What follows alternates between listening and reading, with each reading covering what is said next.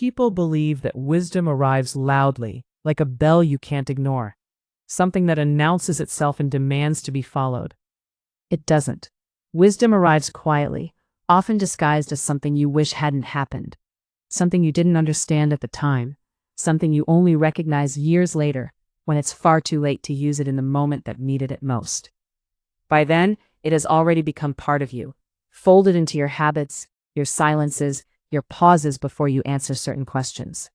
And if you live long enough, truly long enough, you begin to see a pattern that is difficult to explain to anyone who hasn't watched their life stretch across decades. The pattern is this: not everything true is meant to be shared, and not everything honest is meant to be spoken out loud. My name is Cecily Marrow. I am 91 years old, and I have spent a great deal of time thinking about what matters and what does not, what helped and what quietly made things worse. When you reach this age, people expect you to offer advice as if you've been collecting it neatly in labeled boxes your entire life, ready to hand out when asked. That is not how it works. Most of what I've learned came from getting things wrong in ways that seemed right at the time. It came from trusting the wrong instincts, from saying too much when silence would have protected something delicate, from believing that honesty in its rawest form was always a virtue. It is not. Not always. There is a kind of honesty that heals, and there is a kind that exposes something before it is ready to be seen, before it is understood even by you. That second kind is the one people don't warn you about. They tell you to speak, to share, to open yourself so that others can meet you where you are. And sometimes that is true. Sometimes it saves relationships. Sometimes it saves you. But there are other times, quieter and far more common, where speaking does not create connection. It creates distance. It changes how people see you in ways that cannot be undone, no matter how carefully you try to explain what you meant. I did not understand this when I was younger. I believed that if I could just explain myself clearly enough, people would understand me exactly as I intended. I thought clarity was the same thing as connection. It took me decades to realize that once something leaves your mouth, it no longer belongs to you. It becomes something else, shaped by the person hearing it, by their fears, their history, their limitations, their mood that day, even the tone you used without realizing it. You can offer something with care and watch it land as something entirely different. That is a difficult thing to accept because it means you are not fully in control of how you are known. It means that even your most sincere truths can be misunderstood, reshaped, or quietly used in ways you never intended. And over time, if you pay attention, you begin to notice which kinds of truths tend to survive that journey intact, and which ones do not. The ones that do not, the ones that change shape too easily, those are the ones you learn to hold more carefully. This is not about secrecy in the way people usually think of it. It is not about hiding who you are or living behind a wall. It is about understanding that your inner life has weight, and not everyone is equipped to carry it with you. Some people will try. Some will even believe they are helping. But good intentions do not guarantee good outcomes. I have seen people take something tender, and without meaning to, press on it as if it were something to be examined, rather than something to be held. And so, over the years, I have become more selective. Not closed, not guarded in a fearful way, but deliberate. I have learned that there are certain things you can say freely, and others that should be offered only in very specific circumstances, to very specific people, if at all. This is not a popular idea, especially now, when openness is often treated as a kind of moral achievement. But living a long life teaches you that survival is not just physical. There is an emotional survival that depends on knowing what to keep and what to release. You might think this sounds lonely. In fact, it creates a different kind of closeness, one that is built not on constant disclosure, but on mutual understanding, on recognizing that another person has depths you do not need to map in order to care for them. Some of the strongest relationships I have known were not the ones where everything was said. They were the ones where enough was understood without being spoken, where respect replaced curiosity, where presence mattered more than explanation. I am not telling you to become silent. Silence, when used incorrectly, can be just as damaging as oversharing. What I am telling you is that discernment matters. Knowing the difference between what needs to be expressed and what needs to be protected is one of the most valuable skills you can develop, and it is one of the least taught. You learn it slowly, often by feeling the consequences of getting it wrong. I have felt those consequences. I have watched words reshape relationships in ways I could not reverse. I have seen how a single sentence, spoken in a moment of vulnerability, can echo for years in ways you never anticipated. And I have also seen the opposite, the quiet strength that comes from holding something close, from allowing it to remain yours, untouched by interpretation. What I am about to share with you are not rules, they are not commandments, and they are not meant to be followed blindly. They are observations, drawn from a long life, from moments I would redo if I could, and moments I would protect exactly as they were. These are 10 things I believe you should be very careful about telling anyone, not because they are shameful, and not because they are dangerous, but because they are powerful in ways that are easy to underestimate. The first of these is something people are encouraged to share more than ever, something that is often presented as the foundation of closeness, and yet, in my experience, it is also one of the easiest ways to be misunderstood if given to the wrong person in the wrong way. The first thing you should be careful about telling anyone is exactly how much something hurt you. I know that sounds like a contradiction to everything you've been taught. You are told that vulnerability builds connection, that naming your pain allows others to meet you with empathy, that silence is what creates distance. And there is truth in that, but only in the right context, only with the right person, and only to a certain extent. What people often leave out is that not everyone knows what to do with the full weight of another person's pain.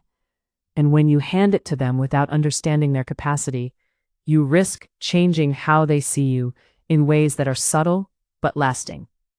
There is a difference between saying, "That hurt me," and opening every door inside that hurt, describing it in detail, tracing it back through years, exposing the parts of yourself that are still tender and unresolved. The first invites understanding. The second can overwhelm, confuse, or even reposition you in someone else's mind. You may believe that by explaining the depth of your pain, you are helping them understand you better.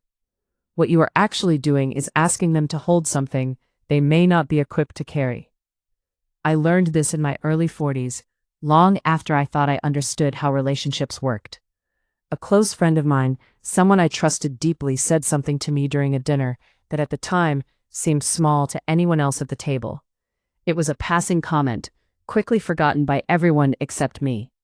But it touched something older, something I had carried quietly for years without fully naming. I spent days thinking about it, turning it over, feeling it grow heavier the more attention I gave it. Eventually, I decided to tell her. Not just that it hurt me, but how deeply it hurt, why it hurt, what it connected to, how long that thread had been running through my life. I chose a quiet afternoon. I spoke carefully. I explained everything with as much clarity as I could manage. I believed I was doing the right thing. I believed I was strengthening our friendship by being honest in a way that left no room for misunderstanding. She listened. She truly did. She nodded in the right places, asked a few gentle questions, and when I finished, she reached across the table and squeezed my hand. But something had shifted. It wasn't immediate, and it wasn't dramatic. That would have been easier to understand. Instead, it was subtle. In the weeks that followed, I noticed small changes. The way she responded to me became slightly more cautious, as if she were measuring her words more carefully than before.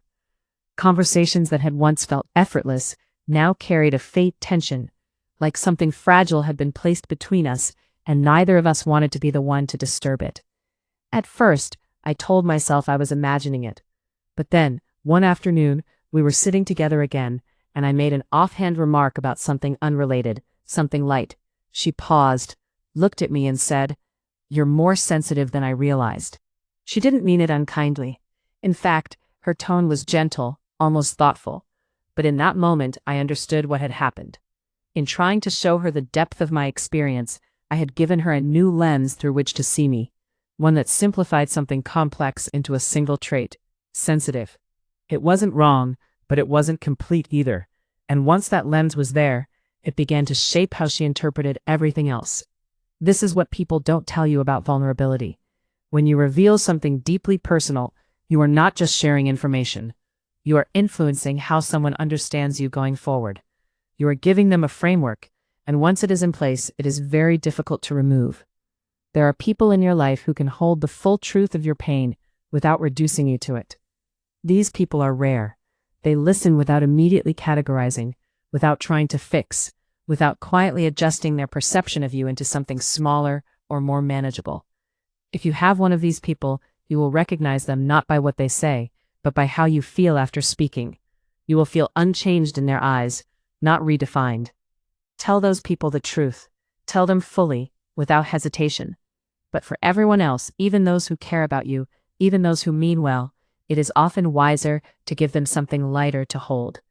Not because you are hiding, but because you are protecting the parts of yourself that are still forming, still healing, still difficult to explain without being misunderstood. Your pain is not a performance. It does not need to be fully displayed to be valid. And sharing it is not always the same as processing it. Sometimes, speaking too soon or too completely can interrupt a process that needed more time to unfold privately. You may feel the urge to explain yourself in detail, especially when you have been hurt by someone close to you.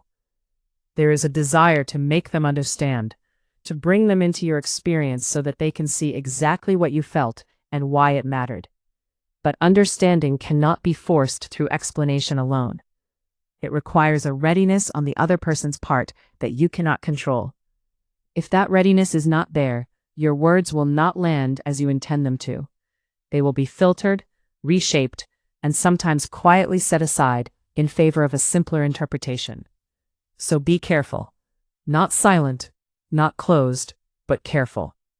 The second thing you should never tell anyone, or at least not without deep consideration, is what you would have done differently if you had the chance to live your life again. The second thing you should be careful about telling anyone is what you would have done differently. It sounds harmless, almost reflective, the kind of question people ask in a thoughtful tone, as if they are inviting wisdom when they say it. If you could go back, what would you change? It appears to be a doorway into insight, into lessons learned, into a clearer understanding of life, and in some ways, it is. But it is also one of the most misunderstood and misused truths you can offer, both by you and by the person listening. What you would have done differently is not just a list of alternate choices. It is a map of your private regrets, your quiet disappointments, the moments where your life could have taken another shape but didn't. It is deeply personal, not because it is shameful, but because it reflects a version of you that never fully existed, a version shaped by hindsight, by knowledge you did not have at the time, by a perspective that only comes after the consequences have already settled. When you share those reflections, you may believe you are offering clarity or guidance. What often happens instead is that the person listening takes your past and tries to apply it to their present in a way that does not fit. They hear your regret and turn it into either comfort or justification. Sometimes they think, everyone feels this way, so perhaps my choices don't matter as much as I thought. Other times, they take your specific experience and treat it as a warning, even when their circumstances are entirely different. I learned this slowly, over years of answering that very question. People began asking me in my 60s, and they have not stopped since. At first, I answered openly. I spoke about opportunities I had not taken, paths I had considered but abandoned, words I wished I could take back. I talked about a job I declined because it would have required moving away from everything familiar, about a friendship I allowed to fade because I assumed there would always be time to repair it later, about moments with my children where I chose firmness when gentleness would have served better. Each time I shared these things, I felt a small sense of relief, as if speaking them gave them somewhere to go. But I also began to notice something else. The people listening were not hearing what I thought I was saying. Some would nod and smile in a way that suggested reassurance, as if my regrets made them feel less alone in their own uncertainty. Others would become unusually serious, asking follow-up questions, trying to extract a lesson they could apply immediately, as if my task could serve as a shortcut for their future. And occasionally, someone would latch onto a single detail and carry it away, repeating it later in a different context, slightly altered, slightly simplified, until it no longer resembled what I had actually experienced. It was not malicious. It was human. But it made me realize that once I shared those reflections, they no longer belonged solely to me. They became part of someone else's thinking, shaped by needs and interpretations I could not predict or control. There is also another consequence, a quieter one that affects you more than anyone else. Each time you revisit what you would have done differently, especially in detail, you reinforce a version of your life that did not happen. You give it more substance, more presence, more emotional weight. Over time, that imagined version can begin to feel as real as the life you actually lived, sometimes even more compelling because it exists without the complications and compromises of reality. I had a friend named Arthur who fell into this pattern in his later years. He was a thoughtful man, well-read, with a mind that never seemed to rest. In his 70s, he began to speak often about the career he might have pursued if he had made different choices in his 30s. At first, it was occasional, almost casual, but gradually it became a frequent topic, something he returned to in conversations with increasing detail. He would describe the city he might have lived in, the work he might have done, the kind of person he might have become. He spoke about it so vividly that at times it felt as though he were recalling a real memory rather than imagining an alternative path.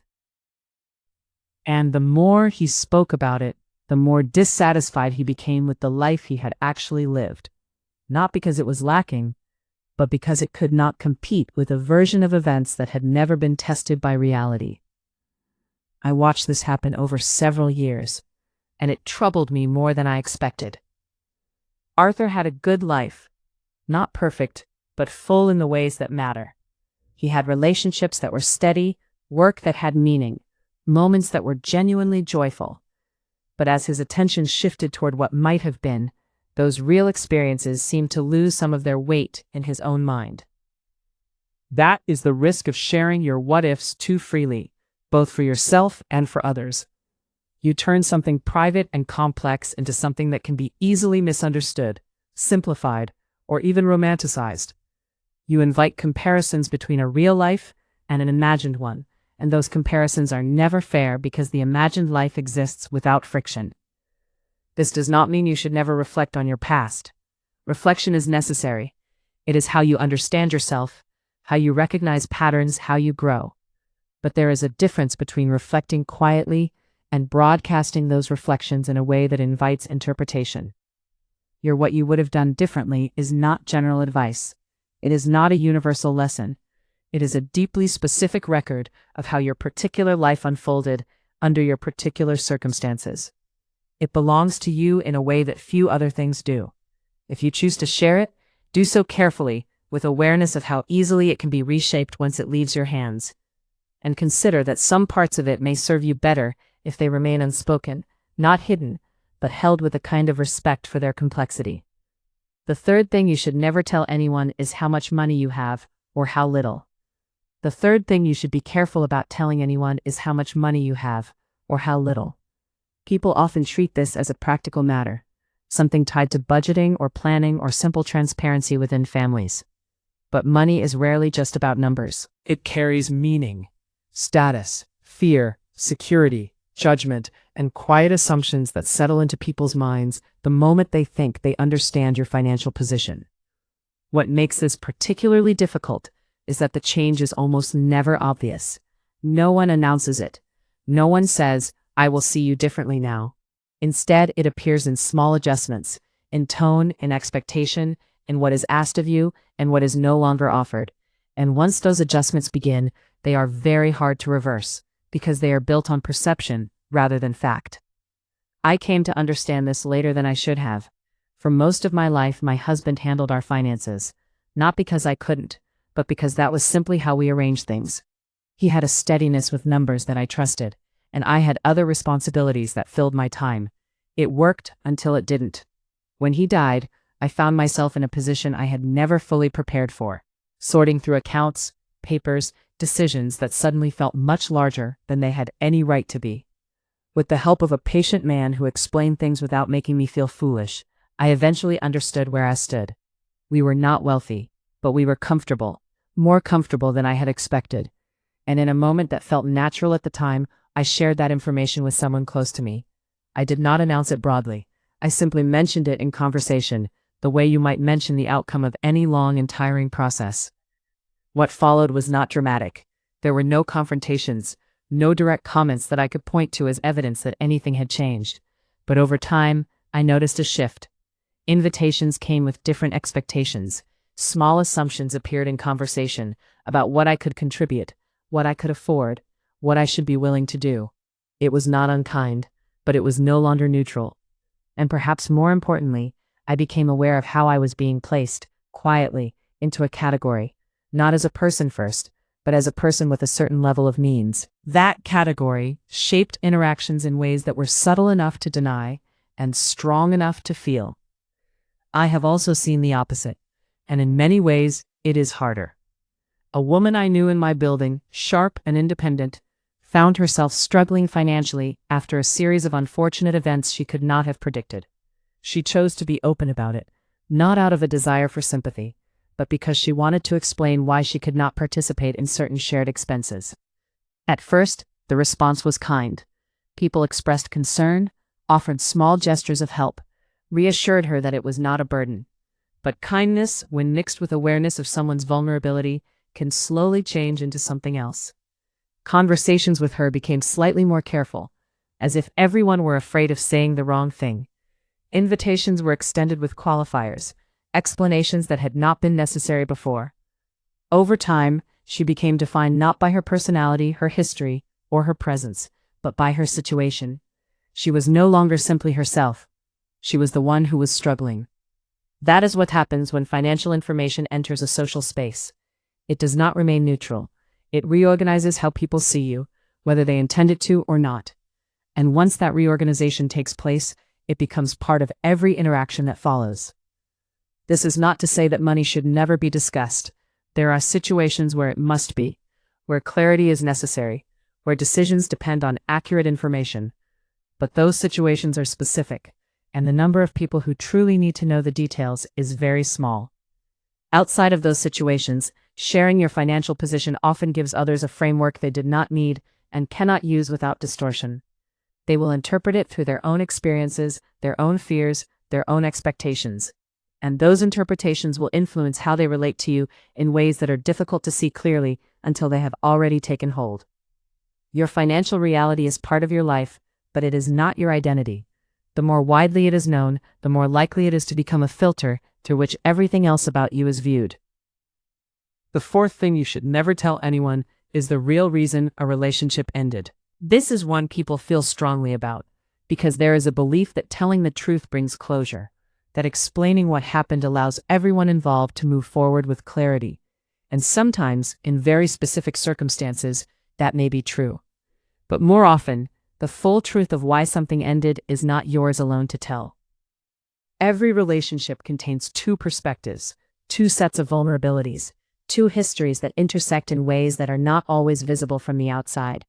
When something breaks, the reasons are rarely simple, even if they can be summarized in a sentence. And when you share those reasons, especially in detail, you are not just explaining your own experience. You are also exposing parts of someone else's, parts they may not have chosen to share, parts they are not present to explain or defend. I had a friendship that ended quietly, without a clear announcement, without a final conversation that marked its conclusion. To anyone observing from the outside, it looked like distance, the kind that happens naturally over time. But that was not the truth. There was a moment, a specific moment, where something was said that could not be unsaid, something that revealed a difference in values that neither of us could reconcile. For years, people asked me what happened. They were curious, sometimes concerned, sometimes simply filling the silence with speculation. I could have told them. I could have explained the exact sequence of events, the words that were spoken, the reasons I chose to step away. And for a long time, I was tempted to do so, if only to replace the uncertainty with something clear. But I did not because I was protecting her, though perhaps I was in part, and not because I was avoiding the truth, but because I came to understand that the full explanation did not belong entirely to me. It was shared, even in its ending, and telling it would have changed how others saw her in a way she could not respond to, could not balance with her own version of events. There is also another reason, one that is more difficult to admit. Telling the full story would not have brought the kind of closure people imagine. It would have extended the life of something that had already ended. It would have invited discussion, interpretation, perhaps even judgment, all of which would have kept the situation active in a way that was no longer necessary. Not every ending needs to be explained in detail to people who were not part of it. Some things can remain between those who lived them, not as secrets born of shame, but as boundaries that respect the complexity of what actually happened. The fifth thing you should never tell anyone is that you think they are making a mistake.